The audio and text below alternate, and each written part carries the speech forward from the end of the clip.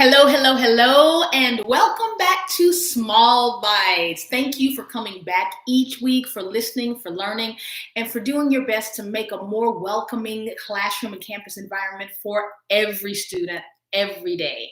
If you are here, please like, subscribe to the podcast. And of course, if you're listening on to the Monday morning Small Bites on your favorite podcast platform, please make sure to subscribe there and leave a 5-star review as well. So this weekend, pardon me, this weekend we are funeralizing Aunt Fran. Aunt Fran's not a real aunt, but she is a heart aunt. And Aunt Fran would have been 94 if she'd reached her next birthday. She was an educator.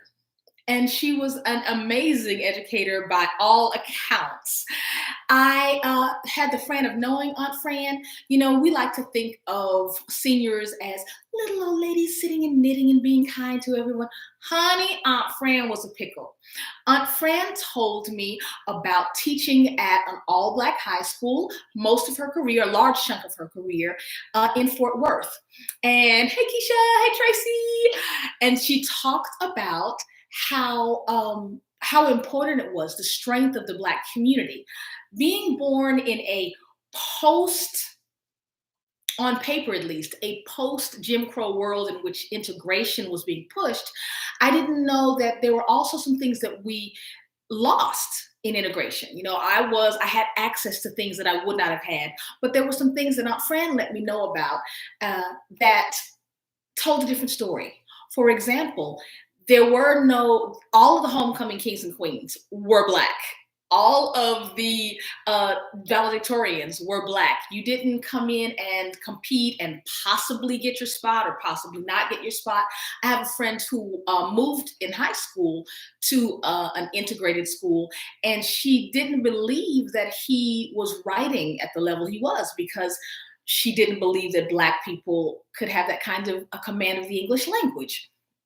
So anyway, back to Aunt Fran. So Aunt Fran, hey, that is. Aunt Fran said, well, she got her call because when they integrated teachers and students alike. And Aunt Fran tells us, and that's why I will not say her name. She told me the story of how she just,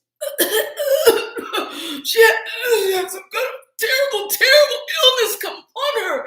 And she had to take an extended sick leave because she refused to go and give. And I'll be honest, she said, I wasn't going to go over and teach at that white school and give the best of what we have in our community to them. And that sounds harsh. And it sounds very racist. And actually, yes, that I will give too. That is racism.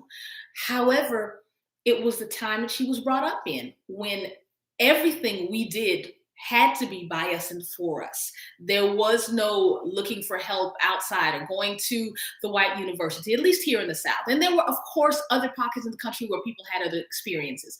But if you know about the Tulsa burning was, hey, let's do the by us, for us things. And oh, what? All those uppity N-words are over there doing all that. Oh no, we're going to go take it. Let's burn it to the ground. That has happened in several different times in history.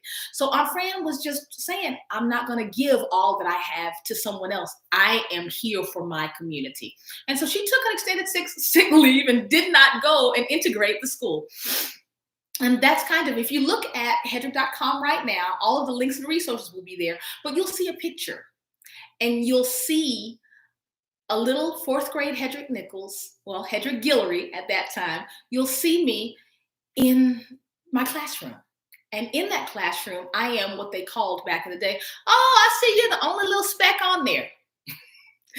That's what our family would say when they would come. Friends would come, oh, because I was the first generation of kids who were going to integrated schools in Texas.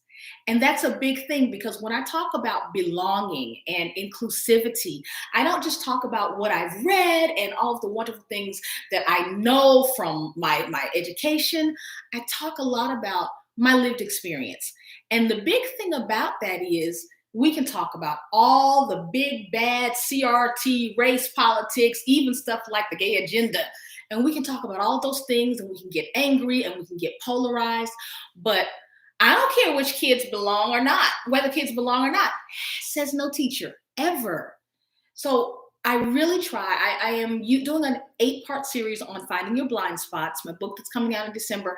And I want to talk about, the first chapter talks about belonging.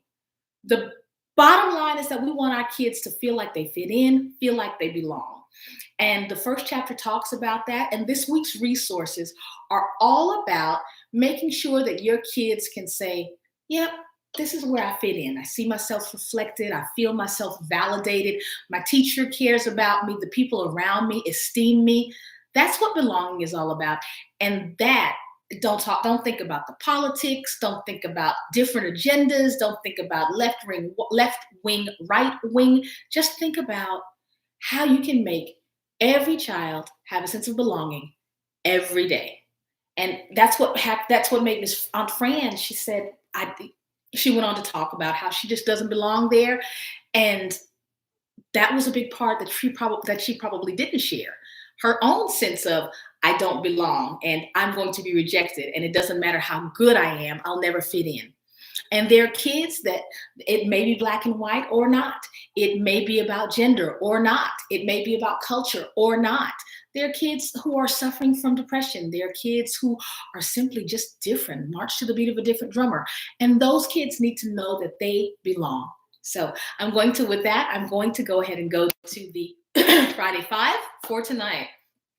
If you've got 20 to 30 minutes, visit the University of California, San Francisco's YouTube page for a phenomenal section of videos on belonging, diversity, and inclusivity. I double dare you to only spend 30 minutes. Their site is amazing. Start with the Faces of series, and it features diverse students who tell their stories in their own words. If you got 15 to 20 minutes, listen to this Journey of Belonging podcast with Eileen Winokur. It's called Belonging Before Blooms. And as a matter of fact, go ahead and bookmark all of her podcasts, because she actually interviews inspiring educators from all across the globe, and they talk about belonging, what it means for them, and what it means in educational spaces. If you have 10 to 15 minutes, visit, once again, the University of California, San Francisco's LGBTQ+ YouTube Resource Center. The 7-minute video at the beginning is especially helpful for explaining diverse terms and definitions. If you have 5 to 10 minutes, read this Toolkit for You Belong Here article from Learning for Justice. They used to be Teaching for Tolerance. It talks about the impact of the student-teacher diversity gap in our nation, and it talks about helping diverse students feel a sense of belonging by assuring that there are teachers who look like them in those spaces. All right. Finally, if you've got 0 to 5 minutes, guess what YouTube channel I'm going to send you? University of California, San Francisco again. And there's a stigma around mental health, and that impacts how we other people. So when you read the blog, you'll understand a little bit more about othering, and that's what chapter 1 does talk about. Anyway, visit that page and listen to Kristen's story. She talks about anxiety and depression, and then reflect on how to better include students who are struggling with mental health issues that are both readily visible and invisible. All right, I would like to thank you all again for coming back. I know a couple of y'all are going out of town. Have a wonderful trip. I'll say that. Hey, mama. And again, thanks again. Remember, how we other makes a difference. Our kids are listening and watching. So let's make sure that every student every day feels like they belong. Thank you. And I will see you either Monday morning at 5 a.m. or next Friday on YouTube. In the meantime, eat an elephant. Goodbye, all.